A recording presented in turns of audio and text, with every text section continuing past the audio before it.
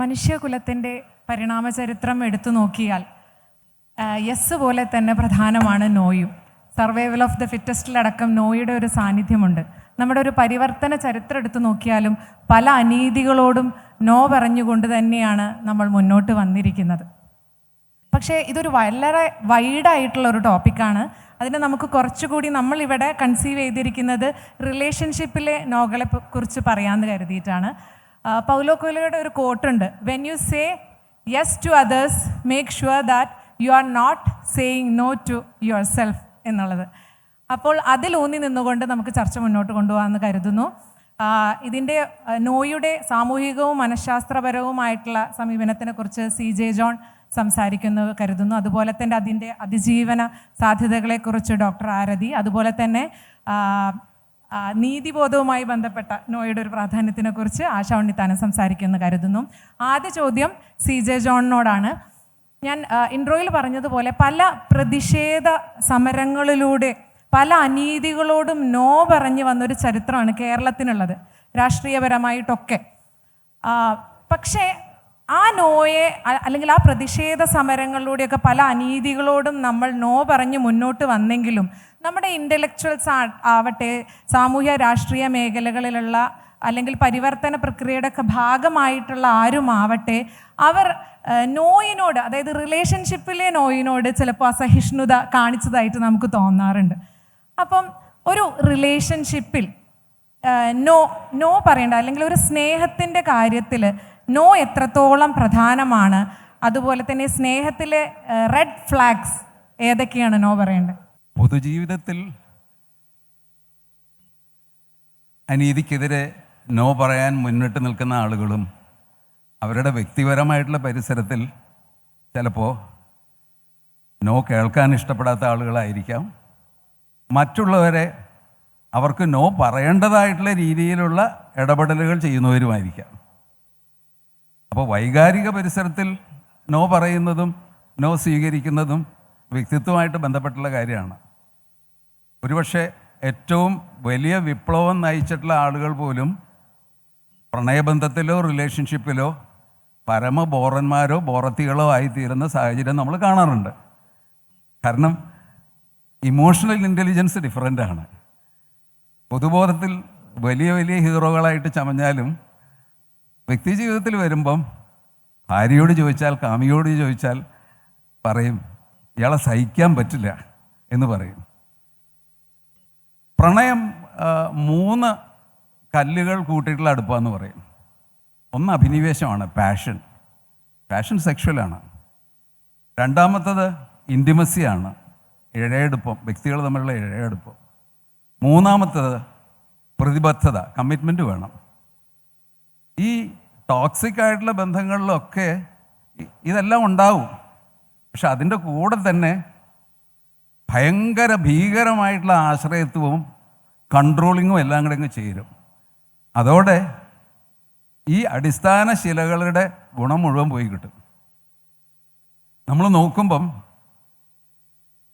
സ്ത്രീകൾ പുരുഷന്മാർ എന്ന് ഞാൻ തിരിക്കുന്നില്ല. നമുക്ക് തിരിക്കേണ്ടത്, ഒരു പ്രണയബന്ധത്തിൽ പെടുന്ന ഒരാൾ മറ്റേ വ്യക്തിക്ക് നോ പറയേണ്ടതായിട്ടുള്ള പ്രവൃത്തികൾ മാത്രം ചെയ്യുന്ന അവസ്ഥയിലേക്ക് പോവുകയും മറ്റേയാൾ നോ പറയാതെ സഹിച്ചു പോവുകയും ചെയ്യുന്ന സാഹചര്യം, അതൊരു വലിയ ഭീകരമായിട്ടുള്ള സാഹചര്യമാണ്. നമ്മൾ ജെൻഡറിങ്ങിൻ്റെ കാര്യമൊക്കെ പറയുമ്പം നമുക്കെല്ലാവർക്കും അറിയാം, പൊതുവിൽ സ്ത്രീകളോട് നോ പറയരുതെന്നാണ് പറഞ്ഞു പഠിപ്പിക്കുന്നത് പല സാഹചര്യങ്ങളിലും. ഇവിടെയുള്ള പെൺകുട്ടികൾ ബസ്സിലൊക്കെ പോകുമ്പോൾ പലരും ഇപ്പോൾ നോ പറയുകയും പ്രതിഷേധിക്കുന്ന ആളുകളാണ്. പക്ഷെ എന്നാലും പൊതുബോധം പറയുന്നത് ആരെങ്കിലും ഒന്നും തോണ്ടുവോ ഞോണ്ടുവോ ഒക്കെ ചെയ്തു കഴിഞ്ഞിട്ടുണ്ടെങ്കിൽ പ്രതികരിക്കുന്നത് പെണ്ണിന് ശരിയല്ല, നീ നാറും എന്നുള്ള രീതിയിലാണ് പലപ്പോഴും പൊതുബോധത്തിൻ്റെ നിർമ്മിതി വരുന്നത്. അതേ പ്രശ്നം തന്നെയാണ് വൈവാഹിക ബന്ധത്തിൽ അനിഷ്ടകരമായിട്ട് ഒട്ടും ആഗ്രഹിക്കാത്ത സമയത്ത് ലൈംഗിക ബന്ധത്തിന് പ്രേരിപ്പിക്കുന്ന ഭർത്താവിനോടും നോ പറയുന്ന സാഹചര്യങ്ങളുണ്ട്. നമുക്കറിയാം, അത് വലിയ ചർച്ചകളൊക്കെ ആയിട്ടുണ്ട്. അത് കുറ്റകരമാക്കാൻ പറ്റില്ല, അത് ഭയങ്കരമാണ്, വിവാഹം എന്ന് പറഞ്ഞു കഴിഞ്ഞാൽ ഇങ്ങനെ ഒരു അവകാശം ഉണ്ടെന്നൊക്കെയുള്ള രീതിയിലുള്ള ചർച്ചകൾ പോകുന്നുണ്ട്. അപ്പോൾ അവിടെ നോ പറയാൻ പറ്റുന്നില്ല. അപ്പോൾ അങ്ങനെയുള്ള വിവിധങ്ങളായിട്ടുള്ള കാര്യങ്ങളിൽ നോ പറയുന്നത്, സ്ത്രീകൾ പറയുന്നത് ശരിയല്ല എന്നുള്ളൊരു സാഹചര്യം നിലവിലുള്ളത് കൊണ്ട് ഞാൻ നേരത്തെ പറഞ്ഞൊരു സമവാക്യത്തിൽ പലപ്പോഴും നോ പറയലും നോ സ്വീകരിക്കലും എന്ന് പറയുന്ന ആ സമവാക്യത്തിൽ പീഡിതയാവുന്നത് കൂടുതലും സ്ത്രീകളാണ്, പുരുഷന്മാരും ഉണ്ട്. ഇപ്പോൾ പുതിയൊരു സാഹചര്യത്തിൽ വലിയൊരു വിവാദമൊക്കെ പൊട്ടിപ്പുറപ്പെട്ടിട്ടുണ്ട്. പുരുഷന്മാരും ഉണ്ട് ആ തരത്തിൽ വരുന്നത്.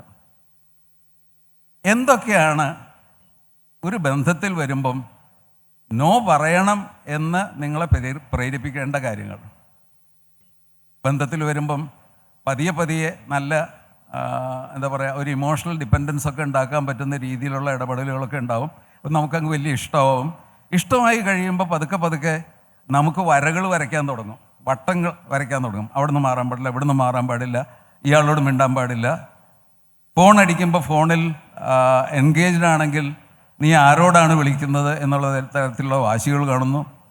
ഇന്ന വസ്ത്രം ധരിക്കണം എന്നുള്ള കാര്യത്തിൽ നിർബന്ധം വയ്ക്കുന്നു.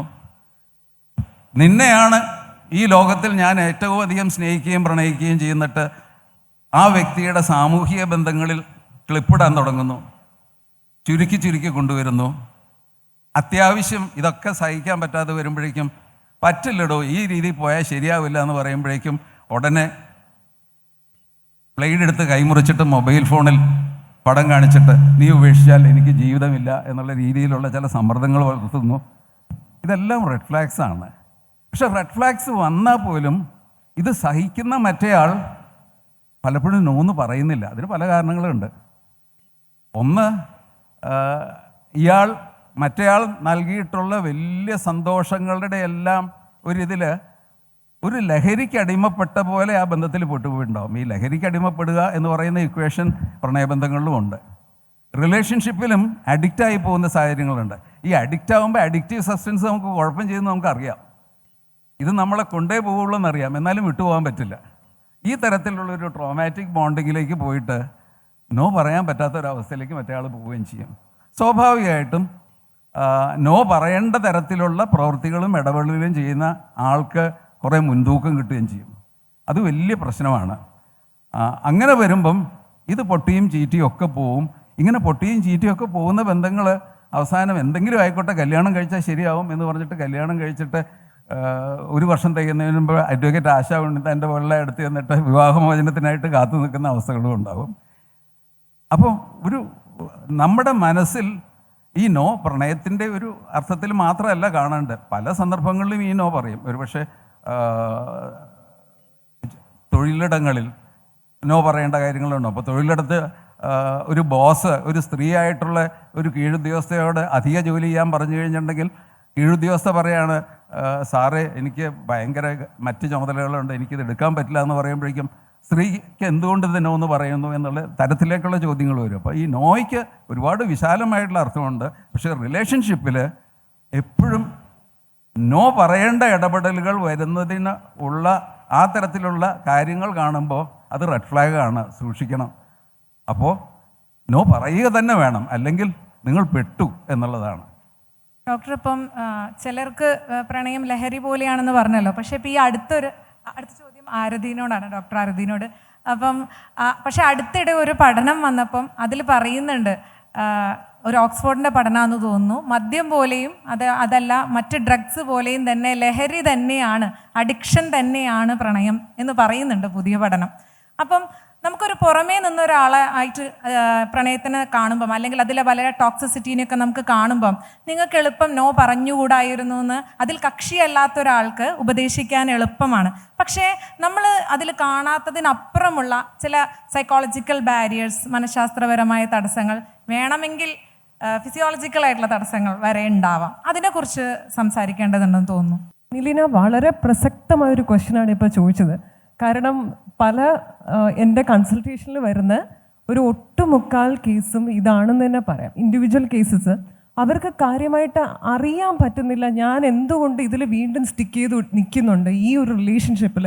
ശരിക്കും അവർക്ക് വേണമെന്നില്ല, പക്ഷേ വിട്ടു വരാൻ വയ്യ. അപ്പോൾ ഇതിൽ നിലീന പറഞ്ഞ പോലെ ഒരു സൈക്കോളജിക്കൽ ബാരിയർ അത് വളരെയധികം ഉണ്ട്. നമുക്ക് വളരെ കോംപ്രിഹെൻസീവായിട്ട് പറയേണ്ടതാണ്. ഞാൻ പെട്ടെന്ന് പറഞ്ഞു പോവാം. അതിൽ ആദ്യത്തെ സ്റ്റോക്ക്ഹോം സിൻഡ്രോം എന്ന് പറയും. സ്റ്റോക്ക്ഹോം സിൻഡ്രോം എന്ന് കേട്ടാൽ ചിലപ്പോൾ ഹൈവേ എന്നുള്ള ഒരു മൂവി ഉണ്ട്. അതിനകത്ത് ആലിയ ഭട്ടിൻ്റെ ഒരു ക്യാരക്ടറിനെ ശ്രദ്ധിച്ചിരിക്കുന്നവർക്ക് അറിയാതെ, അതായത് ഒരു ക്യാച്ചറിനോട് തോന്നുന്ന വല്ലാത്തൊരു സ്നേഹം, അവരോട് തോന്നുന്ന ഒരു ഗാർഡ്, ഒരു സെക്യൂരിറ്റി ആണെന്നുള്ളൊരു ഫീലിംഗ്. അപ്പോൾ ഇത് വിട്ടുവരാൻ പറ്റില്ല. അപ്പോൾ ഇത് തന്നെ പല അവസ്ഥകളിലേക്ക് മാറാം. ഇവരോടുള്ള ഒരു അഡിക്ഷൻ, എനിക്ക് വേറെ എവിടെയെങ്കിലും ഈ ഒരു സ്നേഹം കിട്ടാൻ സാധ്യതയില്ല, ഈ ഒരു പ്രൊട്ടക്ഷൻ ബേസിക്കലി കിട്ടാൻ സാധ്യതയില്ല എന്നൊരു തോന്നൽ. അപ്പോൾ അവർക്ക് എവിടെയോ ടോക്സിസിറ്റി ആണെന്ന് അറിയാമെങ്കിൽ പോലും അത് ഒരു അൺകോൺഷ്യസ് മൈൻഡിൻ്റെ ലെവലിലോട്ട് അങ്ങ് താഴെ ഇട്ടിട്ട് ഒരു കോൺഷ്യസ്ലി ഇവരില്ലാതെ എനിക്ക് ജീവിക്കാൻ പറ്റില്ല, കാരണം ഒരു എഡിക്റ്റീവ് ഫീലിംഗ് ആണ് അവിടെ വരുന്നത്. അപ്പോൾ നേരത്തെ ചോദിച്ചതുപോലെ തന്നെ ഒരു ആഡ് ചെയ്യാനായിട്ട് എനിക്കൊരു കാര്യം, ലവ് അഡിക്ഷനെ പോലെയാണെന്ന് പറഞ്ഞല്ലോ. അപ്പോൾ അതിലൊരു ഓക്സിറ്റോസിൻ അല്ലെങ്കിൽ ഇങ്ങനെ ഡൊപ്പാമിൻ, സെറട്ടോണിൻ, എൻഡോഫിൻ, ഇങ്ങനെ ന്യൂറോ കെമിക്കൽസിൻ്റേതായിട്ടുള്ള കുറച്ച് പ്രവർത്തനങ്ങളുണ്ട്. അതിലിവിടെ ഡൊപ്പാമിൻ ഡ്രിവൻ ചേഞ്ചസ് എന്ന് പറഞ്ഞിട്ട് നമുക്ക് റൊമാൻറ്റിക് ലവിൽ നമ്മൾ ഫോളോ ചെയ്യുമ്പോൾ ഡൊപ്പാമിൻ്റെ ഇഫക്റ്റ് വളരെയധികം അതിനകത്ത് ഉണ്ടാവാറുണ്ട്. ഒരു റൊമാൻറ്റിക് ലവിൽ നമ്മൾ ഫോളോ ചെയ്യുമ്പോഴത്തേക്കും നമ്മുടെ റിവാർഡ് സിസ്റ്റം ഓഫ് ബ്രെയിനിൽ ഒരു ഹ്യൂജ് ട്രിഗർ ഉണ്ടാകും. അപ്പോൾ ഇതാണ് നേരത്തെ ചോദിച്ചാൽ, അപ്പോൾ അഡിക്ഷനിലുള്ള പോലെ സിമിലർ ആയിട്ടുള്ള പല സിംറ്റംസും അവിടെ കാണാനുള്ള സാധ്യതയുണ്ട്. പിന്നെ നമ്മളൊരു ഫോൺ റെസ്പോൺസ് എന്ന് പറയും. ഫോൺ റെസ്പോൺസ് ഒരു പീറ്റർ വാക്കർ എന്ന് പറഞ്ഞ് വളരെ ഫേമസ് ആയിട്ടുള്ള സൈക്കോതെറാപ്പിസ്റ്റ് രൂപീകരിപ്പിച്ചിരിക്കുന്ന കോയിൻ ചെയ്തിരിക്കുന്ന ഒരു വേർഡാണ്. അതെന്താ വെച്ച് കഴിഞ്ഞാൽ, ഒരു ലവ് റിലേഷൻഷിപ്പിലോ അല്ലെങ്കിൽ ഒരു ഭാര്യയായിട്ട് ഇരിക്കുമ്പോഴോ അവർക്ക് തോന്നും നമ്മൾ ഇത് ചെയ്യേണ്ടവരാണ്. വളരെ സോഫ്റ്റ് ആൻഡ് ഡെലിക്കേറ്റ് ആയിട്ടുള്ളൊരു ഫീലിംഗ്. അതായത് എന്ത് തരത്തിലുള്ള ടോക്സിസിറ്റി വന്നാലും അബ്യൂസ് വന്നാലും ഒരു ബന്ധം തകർക്കണ്ട എന്ന് വിചാരിച്ചിട്ട് ആ ബന്ധത്തിൽ എക്സിസ്റ്റ് ചെയ്യുന്ന ഒരു ടെൻഡൻസി ഉണ്ട്. ഇത് വളരെ ദീർഘമായിട്ടുള്ള അവസ്ഥകളിൽ പോവാം. കാരണം ചില അമ്മമാരോട് ഈ സെക്ഷൽ അബ്യൂസ് സഹിക്കുന്ന കുട്ടികൾ ചിലപ്പോൾ പോയി അമ്മമാരോടായിരിക്കും ആദ്യം പറയുന്നത്. ഇത് ചിലപ്പോൾ സ്വന്തം അച്ഛനായിരിക്കാം, അല്ലെങ്കിൽ അടുത്ത റിലേറ്റീവ്സ് ആയിരിക്കാം ഇത് ചെയ്യുന്നത്. അപ്പോൾ അമ്മമാരോടായിരിക്കും പൊതുവെ ഇവർ ആദ്യം പോയി പറയുമ്പോൾ അമ്മമാരുടെ ക്വിക്ക് റെസ്പോൺസ് എന്ന് പറയുന്നത് മിണ്ടാതിരിക്കുക. കാരണം നീ ഇതിപ്പോൾ പുറത്ത് പറഞ്ഞു കഴിഞ്ഞാൽ ചിലപ്പോൾ ഇത് നമ്മുടെ ബന്ധത്തിന് തന്നെ പ്രശ്നമാവും, നാട്ടുകാരറിഞ്ഞാൽ എന്ത് വിചാരിക്കും. അതുകൊണ്ട് പതുക്കെ മിണ്ടാതെ അങ്ങ് എങ്ങനെയെങ്കിലും സഹിക്കുക, അല്ലെങ്കിൽ മാറി നടക്കാൻ നോക്ക്. ഇതൊരു വലിയൊരു വിപത്താണ് ആക്ച്വലി. ഇങ്ങനെയുള്ള സെക്ഷൽ അബ്യൂസ് അനുഭവിച്ചവർക്ക് വലുതാവുമ്പോഴും അതിൻ്റേതായിട്ടുള്ള പ്രോബ്ലംസ് ഉണ്ടാകും. ആക്ച്വലി ഇത് ഫോൺ എന്ന് പറയുന്നത് തന്നെ മാൻകുട്ടി എന്നുള്ളൊരു അതിൻ്റെ ഒരു കോൺസെപ്റ്റാണ്. പിന്നെ നമുക്ക് വരുന്ന ഇമോഷണൽ ആർക്കിടെക്ചർ എന്ന് പറയുന്ന ഒരു കോൺസെപ്റ്റ് ഉണ്ട്. അതിൽ ഇത് എല്ലാവർക്കും അറിയുന്ന കോൺസെപ്റ്റാണ്. ജസ്റ്റ് ടെക്നിക്കൽ നെയിം ഇങ്ങനെ ആയി സോ ദാറ്റ് അവർക്ക് ഒരു ബെറ്റർ കോൺസെപ്റ്റുവൽ അണ്ടർസ്റ്റാൻഡിങ്ങിന് വേണ്ടി ഞാൻ പറയുന്നതാണ്. അപ്പോൾ ഇമോഷണൽ ആർക്കിടെക്ചറിൽ എൻ്റെ ഒരു ക്ലയൻറ്റ് ഈടെയായിട്ട് വന്നിട്ടുണ്ടായിരുന്നു. അപ്പോൾ അവൻ ഒരു കുട്ടിയെ 3 വർഷമായിട്ട് വളരെ വളരെ സ്നേഹിക്കുന്നുണ്ട്. അപ്പോൾ ഈ കുട്ടിക്ക് ഇതിനെപ്പറ്റി ഒരു ഐഡിയ ഇല്ല. അപ്പോൾ അവൻ്റെ മനസ്സിൽ പക്ഷേ ഈ കുട്ടിയെ പറ്റിയിട്ടുള്ള ഒരുപാട് ചിന്തകളും സ്വപ്നങ്ങളും, അവനൊരു ഫാമിലി, അവരൊരു യൂണിവേഴ്സ് തന്നെ അതിൽ ബിൽഡ് ചെയ്തിട്ടുണ്ട്. പക്ഷേ ഇവനത് ആ കുട്ടിയെ അറിയിക്കുന്നുമില്ല, തിങ്കിങ് ദാറ്റ് ആ കുട്ടിക്കും തിരിച്ചതുപോലൊരു സ്നേഹമുണ്ട്. അപ്പോൾ കുറച്ച് നാൾ കഴിഞ്ഞപ്പോഴത്തേക്കും കുട്ടിയോട് ചെന്ന് പറഞ്ഞു. കുട്ടി പറഞ്ഞു, എനിക്കിങ്ങനെ ഒരു സംഭവമേ അറിയില്ല, ഐ എം വെരി സോറി, അറിഞ്ഞിട്ടില്ല, നമുക്ക് ശരിയാവില്ല, വേണ്ട നമുക്ക് വിടാം. അപ്പോൾ എന്ത് പറ്റിയെന്ന് പറഞ്ഞു കഴിഞ്ഞാൽ പെട്ടെന്ന് അവനിതിൽ നിന്ന് മാറാൻ പറ്റില്ല. കാരണം 3 വർഷമായിട്ട് അവൻ ബിൽഡ് ചെയ്തിരിക്കുന്ന അവനൊരു ആർക്കിടെക്റ്റായി, അവൻ്റെ സ്വപ്നങ്ങളുടെ ആർക്കിടെക്റ്റായി അവിടെ. അപ്പോൾ അവൻ എന്ത് ചെയ്യണമെന്ന് അറിയില്ല, അവൻ എങ്ങനെ ഇതിൽ നിന്ന് വിട്ടുവരും. അപ്പോൾ അതിനകത്ത് ഒരുപാട് ഇമോഷണൽ ബോൺസും ഒരു കാസിൽ നമ്മൾ ബിൽഡ് ചെയ്ത് വെച്ചിരിക്കുന്ന ഫുള്ളും അങ്ങനെ തകർന്ന് വീഴുന്ന ഒരു അവസ്ഥയാണ്. അപ്പോൾ അതിൽ പെട്ടിരിക്കുന്ന ഒരാളാണ് യൂഷ്വലി ആൾക്കാർ എന്ന് പറയുന്നത്. പിന്നെ അസർട്ടീനിയസ് സ്കില്ല് പറയും. അസർട്ടീനിയസ് എന്ന് വെച്ച് കഴിഞ്ഞാൽ നമുക്ക് പറയേണ്ടപ്പം യെസ് അല്ലെങ്കിൽ പറയേണ്ടപ്പം നോ പറയാനുള്ള കഴിവില്ലായ്മ. അപ്പം ഞാനിത് പറഞ്ഞാൽ ഇനി തെറ്റാവോ, നമ്മളോട് ചെയ്യുന്നത് ഫുൾ ടോക്സിസിറ്റിയാണ്, പക്ഷെ തിരിച്ച് വിചാരിക്കുക എൻ്റെ അമ്മ പറഞ്ഞിട്ടുണ്ട് ആരെയും വേദനിപ്പിക്കരുതെന്ന്, അതുകൊണ്ട് ഞാൻ ഇനി നോ പറഞ്ഞു കഴിഞ്ഞാൽ വേദനിക്കുമോ, ഇങ്ങനെയുള്ള പല വികാര വിചാരങ്ങളാണ്. വളരെ പ്രസക്തമായിട്ടുള്ള പോയിന്റുകളാണ്. കാരണം നമ്മളെപ്പോഴും ആളുകളെ ജഡ്ജ് ചെയ്യും, നിങ്ങൾ എന്തുകൊണ്ട് നോ പറഞ്ഞില്ല എന്ന് പറഞ്ഞിട്ട്. അതിൻ്റെ കുറേ കാരണങ്ങളിലേക്കാണ് കടന്നിരിക്കുന്നത്. കഴിഞ്ഞ ആശ ഉണ്ണിത്താനോടാണ് അടുത്ത ചോദ്യം. കഴിഞ്ഞ ഒരു 10 വർഷത്തിനിടെ നോ പറഞ്ഞതിൻ്റെ പേരിൽ അല്ലെങ്കിൽ പ്രണയം നിരസിച്ചതിൻ്റെ പേരിൽ ഒരുപാട് പെൺകുട്ടികൾ സ്റ്റോക്കിംഗ് കൊലപാതകങ്ങൾക്ക് ഇരയായിട്ടുണ്ട്. അതിൻ്റെ കണക്കെടുത്ത് നോക്കിയാൽ നമ്മുടെ ഡാറ്റയിൽ തന്നെ ഉണ്ട്, ക്രൈം റെക്കോർഡ്സ് ബ്യൂറോൻ്റെ ഡാറ്റയിൽ തന്നെ. പക്ഷേ അവർ ആരുടെയും പേരുകൾ, ഈ കൊലപാതകികളുടെ പേരുകൾ നമുക്ക് ആർക്കും അറിയില്ല. എനിക്ക് ഒരാളുടെ പോലും പേരറിയില്ല. പക്ഷേ ഈ അടുത്ത കാലത്ത് ഇതുപോലെ പല വ്യാഖ്യാനങ്ങളുണ്ട് ആ കൊലപാതകത്തിൽ. നമുക്ക് അത് വേറൊരു ചർച്ചയിലേക്ക് പോവാം. ഷാരോൺ കേസ് നമ്മൾ എടുത്ത് നോക്കുകയാണെങ്കിൽ അതിൽ ആ പെൺകുട്ടി നോ പറഞ്ഞിട്ടുണ്ട് എന്ന് പറയുന്നുണ്ട്. അതിൻ്റെ സത്യാവസ്ഥ അറിയില്ല. പക്ഷെ എങ്കിൽ പോലും മറ്റ് കൊലപാതകങ്ങളെ, അതായത് ആൺകുട്ടികൾ പെൺകുട്ടികളെ കൊലപ്പെടുത്തിയ കേസുകളിൽ ആൺകുട്ടികളുടെ പേര് ചർച്ച ചെയ്യപ്പെട്ട പോലെയല്ല ഒരു പെൺകുട്ടി ആൺകുട്ടിയെ കൊന്ന കേസിൽ ആ പെൺകുട്ടിയുടെ പേര് ചർച്ച ചെയ്യപ്പെട്ടിട്ടുള്ളത്. അതുപോലെ തന്നെ അത്തരം കേസുകളെ നീതിപീഠം കണ്ടതുപോലെയല്ല ഷാരോൺ കേസിനെ നീതിപീഠം കണ്ടത്. അതിൽ ഒരു വധശിക്ഷയിലേക്ക് എത്താൻ മാത്രമുള്ള കുറ്റമുണ്ടോ എന്നുള്ള ചോദ്യങ്ങൾ ആ സന്ദർഭത്തിലും ഈ സന്ദർഭത്തിലും ഒക്കെ ഉയർന്നു വരുന്നുണ്ട്. അപ്പം സമൂഹവും നീതിപീഠവും ഒരു സ്ത്രീയെ നോ പറയാൻ എത്രത്തോളം പിന്നോട്ട് വലിക്കുന്നുണ്ട് എന്ന് തോന്നുന്നുണ്ട്? ഗ്രീഷ്മ, പേരെന്താ പറയാത്തതെന്ന് എനിക്കറിയാം. നോക്കൂ, ഡെത്ത് പെനാൽറ്റി ഇന്ത്യയിൽ കൊടുക്കുക റെയറസ്റ്റ് ഓഫ് റെയർ കേസിലാണ്.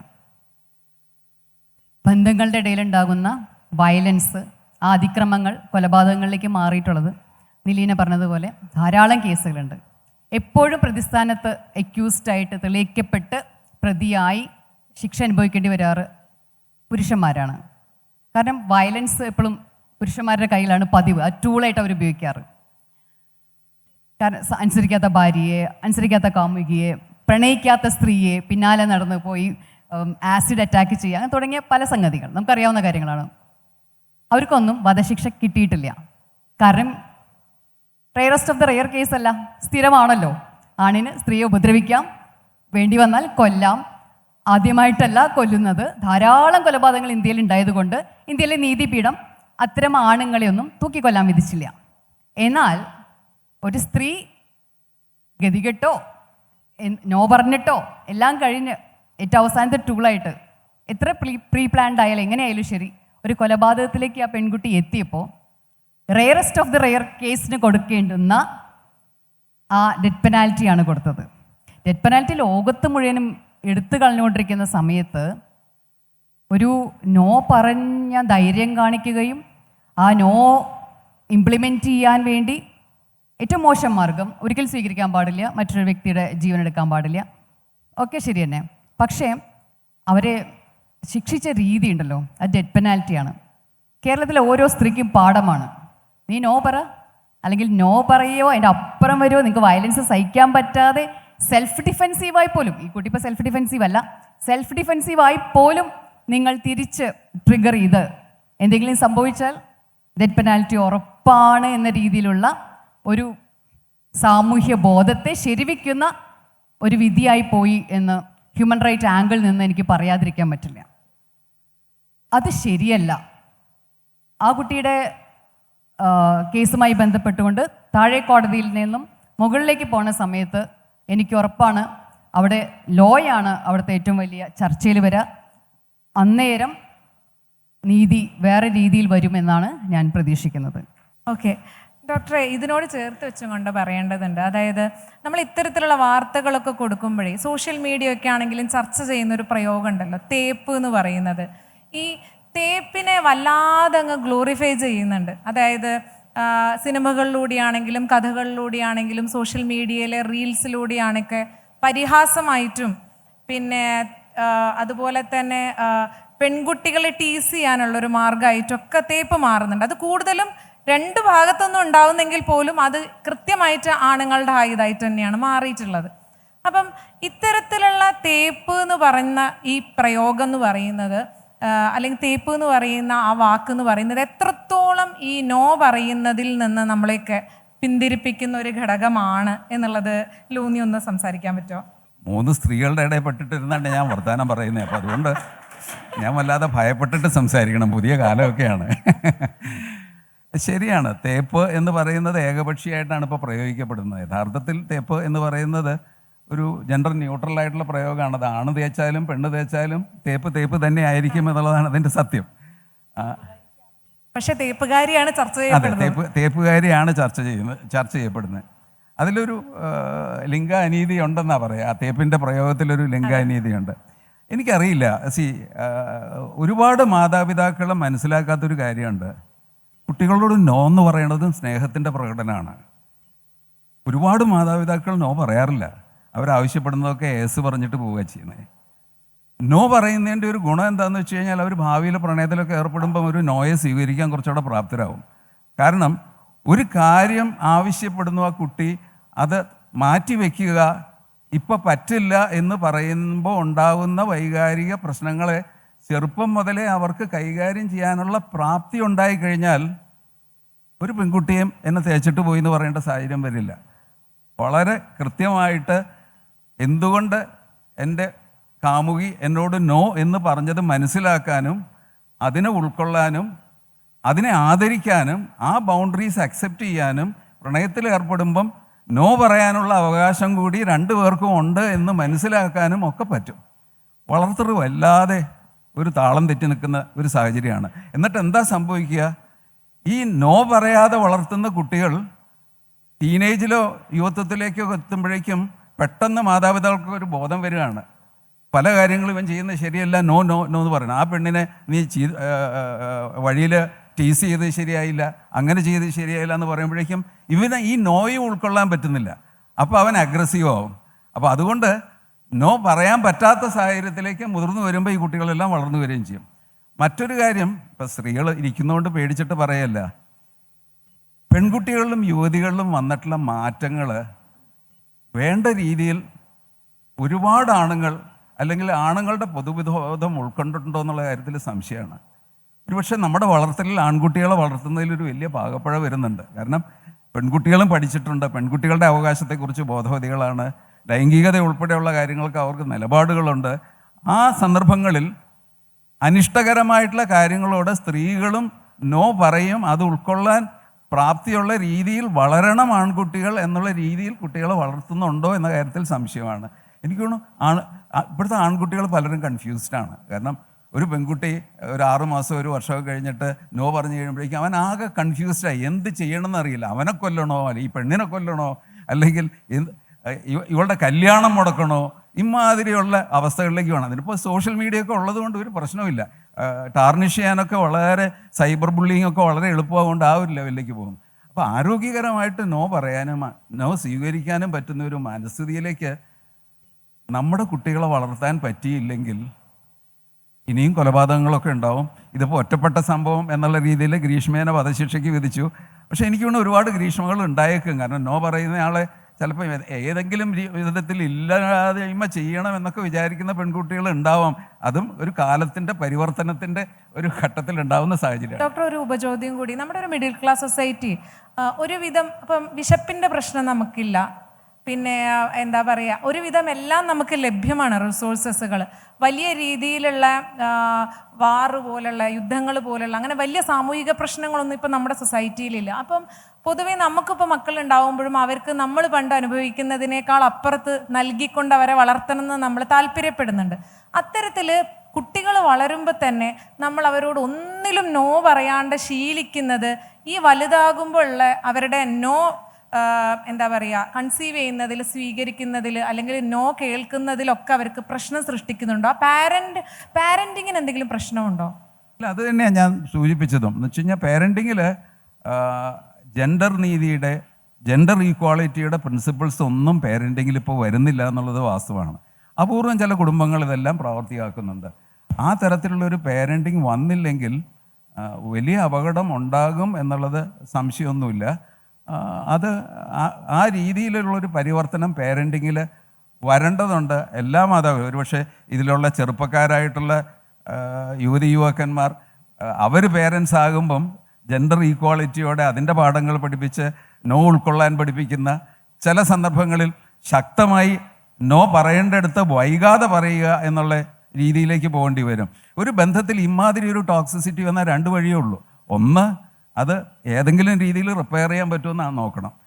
റിപ്പയർ ചെയ്യാൻ പറ്റാത്ത അവസ്ഥയാണെങ്കിൽ നയപരമായിട്ട്, എന്താ സോഷ്യൽ മീഡിയ സ്റ്റൈലിൽ പറഞ്ഞാൽ തേച്ച് പോവുക എന്നുള്ള ലെവലിൽ വേണ്ട, കുറച്ചുകൂടെ ബുദ്ധിപരമായിട്ട് കാര്യങ്ങൾ ചർച്ച ചെയ്ത് നമ്മൾ രണ്ടാളും യോജിക്കില്ല, അതുകൊണ്ട് let's say goodbye, I'm saying no to the relationship എന്ന് പറയുന്ന ഒരു അന്തരീക്ഷം, ഒരു സാംസ്കാരിക അന്തരീക്ഷം സൃഷ്ടിക്കപ്പെടേണ്ടതുണ്ട്.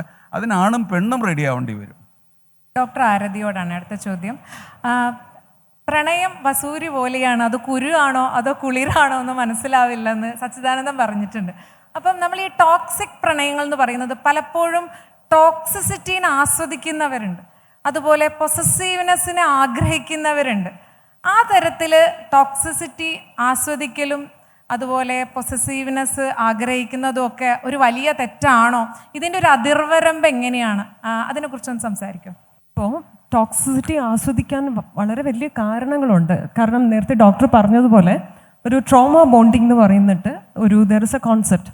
അപ്പോൾ നമ്മൾ വീട്ടിൻ്റെ സാഹചര്യങ്ങളിൽ ചിലപ്പോൾ ഇതാണ് സ്നേഹം എന്ന് പറഞ്ഞിട്ട് നമ്മൾ കണ്ട് വളർന്ന്, അതായത് നേരത്തെ പാരൻസിൻ്റെ കാര്യം പറഞ്ഞ പോലെ പാരൻസ് തമ്മിൽ ഒരു ടോക്സിക് റിലേഷൻഷിപ്പ് ആണെങ്കിൽ, അതായത് ചിലപ്പോൾ വളരെ സ്നേഹമാണ്, ചിലപ്പോൾ നിർത്താത്ത പോലുള്ള ഒരു വാക്കേറ്റവും കയ്യേറ്റവും പോലുള്ള ഫിസിക്കൽ അബ്യൂസ് എന്ന് നമുക്ക് പറയാം, verbal abuse, psychological emotional abuse ഇവർ തമ്മിൽ നടക്കുന്നുണ്ടെങ്കിൽ കുട്ടികൾ ഇത് കാണുന്നവർ ഇപ്പോൾ ന്യൂ ജെൻസിന് അറിയാമായിരിക്കും, there is A terminology love bombing എന്ന് പറയും. ലവ് ബോംബിംഗ് എന്ന് പറഞ്ഞു കഴിഞ്ഞാൽ നല്ല അടി, വളരെ വലിയ പ്രശ്നങ്ങൾ വീട്ടിൽ നടക്കും അച്ഛനും അമ്മയും തമ്മിൽ.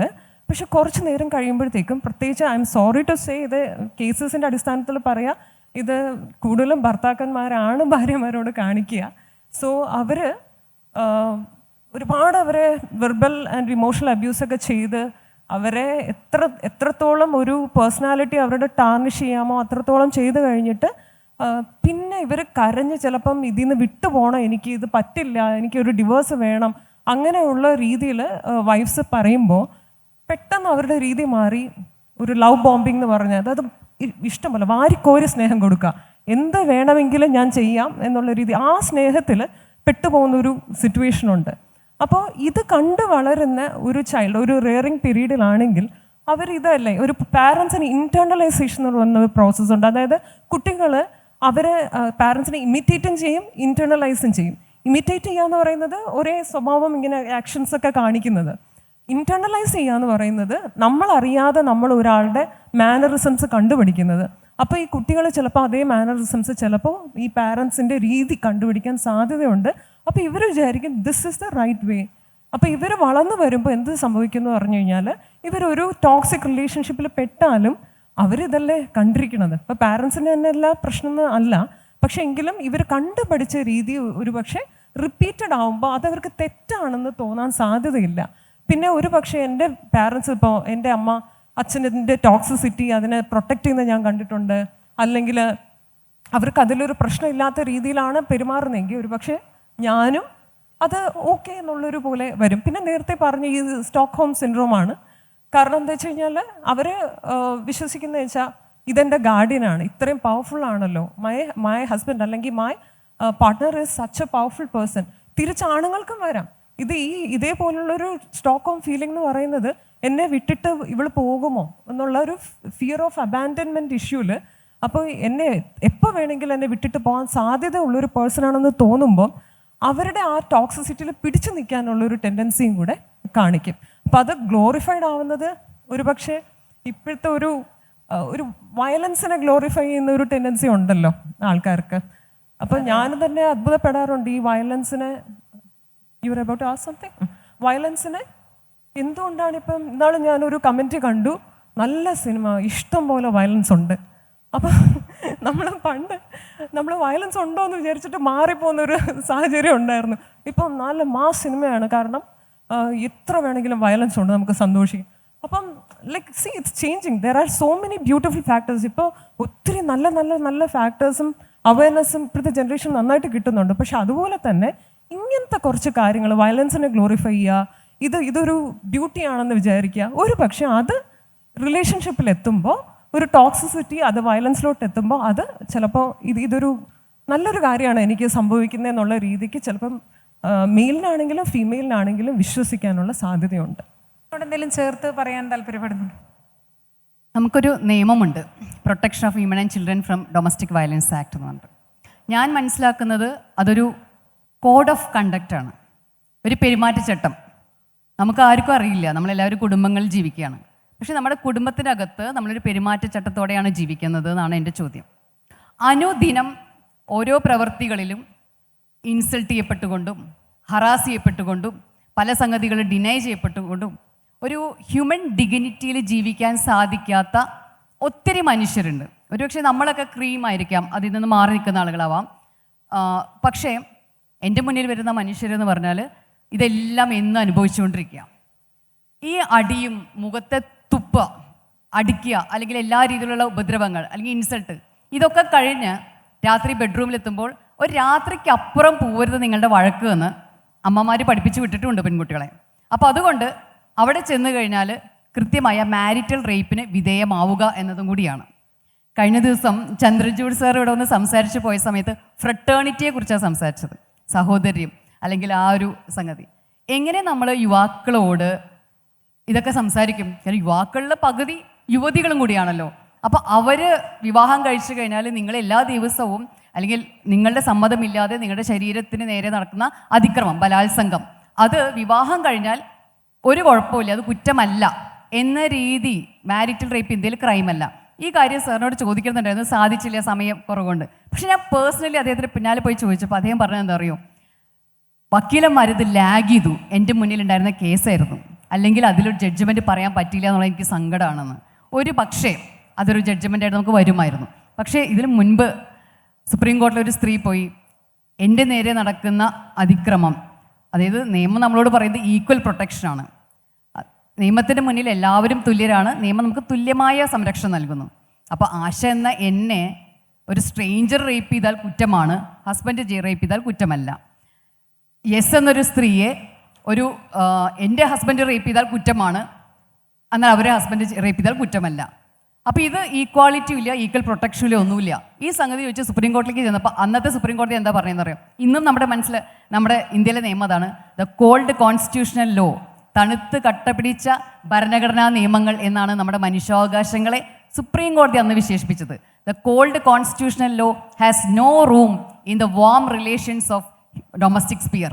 ഊഷ്മളമായ ഗാർഹിക അന്തരീക്ഷത്തിൻ്റെ അകത്ത് തണുത്ത് കട്ടപിടിച്ച ഈ ഹ്യൂമൻ റൈറ്റ്സിനൊന്നും സ്ഥലമില്ല എന്ന് പറഞ്ഞുകൊണ്ടാണ് ഇന്ത്യ പുറത്ത് നിർത്തിക്കുന്നത്. കുടുംബത്തിൻ്റെ, വീടിൻ്റെ, സ്ത്രീയുടെ പുറത്ത് നിർത്തിയിരിക്കുകയാണ് അവരെ നേരെ നടക്കുന്ന അതിക്രമം. അതിൻ്റെ ഉള്ളിലേക്ക് ഒരു നിയമം കടന്നു വന്നതാണ് ഈ ഡൊമസ്റ്റിക് വയലൻസിൽ നിന്നും സ്ത്രീകളെയും കുഞ്ഞുങ്ങളെയും രക്ഷപ്പെടുത്തുക എന്നുള്ളത്. കുടുംബം ശിഥിലമാകുന്നത് ശരിയാണോ തെറ്റാണോ? നാട്ടിലെ കുടുംബ കോടതികളുടെ എണ്ണം കൂടി വരുന്നുണ്ടല്ലോ. എല്ലാ തലമുറയും 5 ദിവസം കഴിയുമ്പോഴേക്കും ഡിവോഴ്സിന് പോവാണ്, 10 ദിവസം കഴിയുമ്പോഴേക്കും ഡിവോഴ്സിന് പോവാണ്. ഇത് പോസിറ്റീവ് സൈനാണോ സൊസൈറ്റിയുടെ? നെഗറ്റീവ് സൈനാണോ? നോ പറയുന്നത് കൊണ്ടല്ലേ അവർ ഡിവോഴ്സിലേക്ക് പോകുന്നത്? കല്യാണം കഴിച്ചു കഴിഞ്ഞാൽ അവിടെ ചെല്ലുമ്പോൾ ഇംഗ്ലീഷ് നന്നായി പറഞ്ഞില്ല, അല്ലെങ്കിൽ സൗന്ദര്യം പോരാ, അല്ലെങ്കിൽ സ്വത്ത് പോരാ, കുട്ടികളെ എന്താ ചെയ്യുന്നത്? നിങ്ങൾ നോ പറഞ്ഞ് തിരിച്ചു വരുന്ന പെൺകുട്ടിയെ നിങ്ങൾ എങ്ങനെ വീട്ടിൽ സ്വീകരിക്കുക? നിങ്ങളുടെ വീട്ടിൽ സ്പേസ് ഉണ്ടോ കുട്ടിക്ക്? നിങ്ങൾ വളർത്തുന്ന ഓരോ പെൺകുട്ടിയോടും നിന്റെ സൗണ്ട് വീടിൻ്റെ ഉത്തരത്തിന് മുകളിൽ കേൾക്കരുത് എന്ന് പറഞ്ഞ് സൗണ്ട് കുറച്ച്, പെണ്ണായാലും അടങ്ങി ഒതുങ്ങി, ഇങ്ങനെ എല്ലാം പറഞ്ഞ് വളർത്തുമ്പോൾ എന്നാണ് ഒരു ഡിസിഷൻ മേക്കിങ്ങിനുള്ള കപ്പാസിറ്റിയിലേക്ക് നമ്മൾ നമ്മുടെ പെൺമക്കളെ വളർത്തിക്കൊണ്ടുവരുന്നത്? ഒരു വിവാഹ ജീവിതത്തിലേക്ക് എൻ്റർ ചെയ്യുന്ന ആൺകുട്ടിക്ക് എന്താണ് പെണ്ണ്, എന്താണ് സ്ത്രീ, എന്താണ് അവരുടെ സ്വപ്നങ്ങൾ, എന്താണ് അവരുടെ ശരീരം, ഒന്നും അറിയില്ല. അവരുടെ പ്രശ്നങ്ങളെക്കുറിച്ച് ഒന്നും അറിയില്ല. ഇനി റോട്ടിലേക്ക് ഇറങ്ങി നമ്മൾ നടക്കുന്ന സമയത്ത് നമ്മളെ എങ്ങനെയാണ് സെക്ഷൽ ഒബ്ജക്റ്റായിട്ട് ഇങ്ങനെ നോക്കിക്കൊണ്ടിരിക്കുക സമൂഹം മൊത്തം? എന്തിന്? നമുക്ക് ജെൻഡർ ന്യൂട്രൽ ആയിട്ടുള്ള ഒരു സ്വഭാവമില്ലേ? അത്തരം സംഗതികളെ, അതായത് ഒരു പ്രൊഫഷണലായിട്ട് ജോലി ചെയ്താളിട്ട് മനുഷ്യനായിട്ട്, ഇവിടെയും ഹ്യൂമൻ റൈറ്റിനെ കുറിച്ച് തന്നെ പറയേണ്ടി വരും. സുപ്രീം കോടതിയെ തന്നെ ആശ്രയിച്ചുകൊണ്ടേ ഞാൻ സംസാരിക്കണുള്ളൂ. അല്ലെങ്കിൽ ഇതെല്ലാം എൻ്റെ അഭിപ്രായം എന്ന് പറഞ്ഞാൽ അതിനെതിർത്താൽ മതിയല്ലോ. ഇത് പക്ഷേ ലെറ്റർ ഓഫ് ദ ലോ ആണ്, നമ്മുടെ സുപ്രീം കോടതി പറഞ്ഞതാണ് എന്നതുകൊണ്ടാണ് ഞാൻ എല്ലാത്തിനും നിയമത്തിൻ്റെ കൂട്ടുപിടിച്ചുകൊണ്ട് സംസാരിക്കുന്നത്. കോടതി പറഞ്ഞത് നോട്ട് മിയർ ആനിമൽ എക്സിസ്റ്റൻസ്. മനുഷ്യനെന്ന് പറഞ്ഞാൽ മറ്റു ജീവജാലങ്ങളെ പോലെ മൃഗതുല്യമായ ജീവിതമല്ല. Right to life is not mere animal existence but with human dignity. മനുഷ്യ അന്തസ്സോടെ ജീവിക്കാൻ സാധിക്കണമെന്നാണ്. മനുഷ്യ അന്തസ്, ഡിഗ്നിറ്റി, ഈ വേർഡ് ആണ് മനുഷ്യാവകാശത്തിൻ്റെ അന്തർലീനമായിരിക്കുന്ന സംഗതി. മൃഗത്തിൽ മൃഗത്വം എങ്ങനെയുണ്ടോ മനുഷ്യൽ മനുഷ്യത്വം എതുപോലെയുണ്ടോ അതുപോലത്തെ ഒരു സംഗതിയാണ് അഭിമാനിനികളായി ജീവിക്കാനുള്ള അവകാശം. കവികൾ പാടിത്തരുന്നു, എല്ലാം ഉണ്ട്. പാരതന്ത്ര്യം മൃതിയേക്കാൾ ഭയാനകം. പക്ഷേ അതൊന്നുമല്ലല്ലോ നമ്മൾ കാണുന്ന സംഗതി, നമ്മൾ അനുഭവിക്കുന്ന സംഗതി. അപ്പോൾ തിരിഞ്ഞ് ഒന്ന് അവനവൻ്റെ ജീവിതത്തിലേക്ക്, അവനവൻ്റെ പെരുമാറ്റത്തിലേക്ക് ഒക്കെ നോക്കിയാൽ നിങ്ങൾ നിങ്ങളുടെ കൂടെയിരിക്കുന്ന മനുഷ്യൻ്റെ, ആണോ പെണ്ണോ ഇതര ജെൻഡറിൽപ്പെട്ട ആളുകളോ ആവട്ടെ, അവരോട് നിങ്ങൾ ഡിഗ്നിറ്റിയോടെയാണോ പെരുമാറുന്നത്? അവർക്കൊരു അന്തസ്സുണ്ട്, നിങ്ങൾ മനസ്സിലാക്കുന്നുണ്ടോ? അവർ പറയുന്ന അവരുടെ അഭിപ്രായങ്ങളിൽ അതിൽ നോയ് ഉണ്ടാവാം, യെസ് ഉണ്ടാവാം, അതിൻ്റെ അപ്പുറത്ത് മറ്റു പലതും ഉണ്ടാവാം. അതിലേക്ക് അവർ അത് ആക്സെപ്റ്റ് ചെയ്യാനുള്ള കപ്പാസിറ്റിയിലേക്ക് നമ്മൾ സ്വയം വളരണം. അച്ഛനും അമ്മയും അല്ലെങ്കിൽ സമൂഹത്തിലെ മറ്റു ബന്ധുക്കളെല്ലാം വളരണം. വിവാഹം എന്ന് പറഞ്ഞാൽ ഒടുക്കത്തെ മാമാങ്കവും ഒരുപാട് പൈസ ചിലവൊക്കെ വരുമ്പോൾ കടം വാങ്ങിയും ലോൺ എടുത്തും ഇനി ഇങ്ങോട്ട് വരരുത് എന്ന് പറയുന്ന രീതിയിലേക്ക് കുട്ടിയെ വിടുമ്പോൾ അവരും ഭയപ്പെട്ടു പോവാ. എന്ത് ചെയ്യും?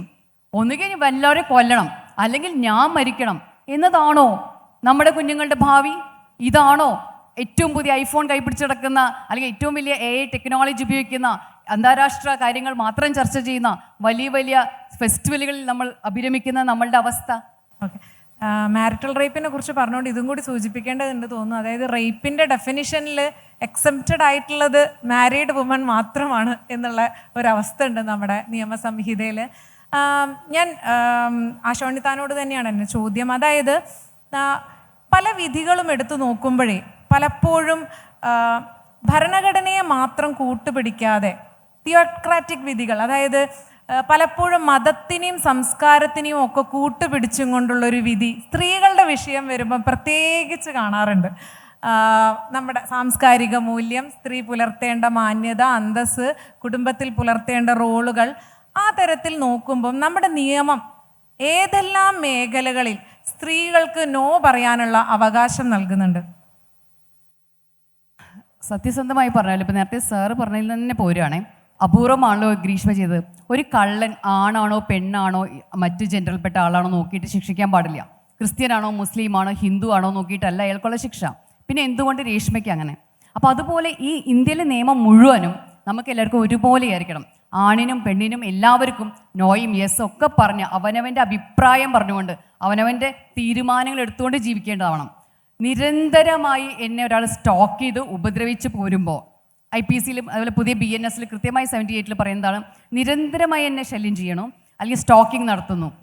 അപ്പോൾ ഞാൻ കൃത്യമായി അവരോട് അരുതെന്ന് പറഞ്ഞ് കഴിഞ്ഞിട്ടും പിന്നെയും വരുമ്പോഴാണ് കുറ്റകൃത്യമായിട്ട് വലിയ രീതിയിൽ തന്നെ ശിക്ഷ കിട്ടുന്ന രീതിയിലേക്ക് മാറ്റിയിട്ടുള്ളത്. നോ പറയേണ്ടത് എല്ലാത്തിലും, ഏത് ഒഫൻസ് നമ്മുടെ നേരെ നടന്നാലും നോ പറയാനും ആ ഒഫൻസിനെതിരെ പ്രൈവറ്റ് ഡിഫെൻസ്, നിങ്ങളൊന്ന് ആലോചിച്ച് നോക്കൂ. IPCയിലെ 10 അല്ലെങ്കിൽ BNSലെ 10 സെക്ഷൻ മാറ്റിവെച്ചുക. നിങ്ങളുടെ ശരീരത്തിനോ നിങ്ങളുടെ യശസ്സിനോ നിങ്ങളുടെ സ്വത്തിനോ നേരെ ആരെങ്കിലും അതിക്രമിച്ചാൽ, അവിടെ നിങ്ങളുടെ ഭർത്താവട്ടെ നിങ്ങളുടെ ആരുമാകട്ടെ, അവിടെ IPC മാറ്റി നിർത്തിയിട്ടില്ലല്ലോ, ആരുമാകട്ടെ അവർക്കെതിരെ നിങ്ങൾക്ക് സെൽഫ് ഡിഫെൻസ് എടുക്കാൻ പറ്റും. പക്ഷെ സെൽഫ് ഡിഫെൻസ് എടുക്കാനുള്ള മാനസികാവസ്ഥയിലേക്ക്, ആ സെൽഫ് ഡിഫെൻസ് എടുക്കണമെന്ന ബോധത്തിലേക്ക് വളർത്തുന്ന എന്തെങ്കിലും നമ്മുടെ കരിക്കുലത്തിലുണ്ടോ, നമ്മുടെ മതങ്ങളിലുണ്ടോ, നമ്മുടെ ജീവിതങ്ങളിലുണ്ടോ? ഒരു കാര്യം കൂടി പറയാം. കൗൺസിലേഴ്സൊക്കെ ഇരിക്കുകയാണ്, ഡോക്ടേഴ്സ് ഇരിക്കുകയാണ്.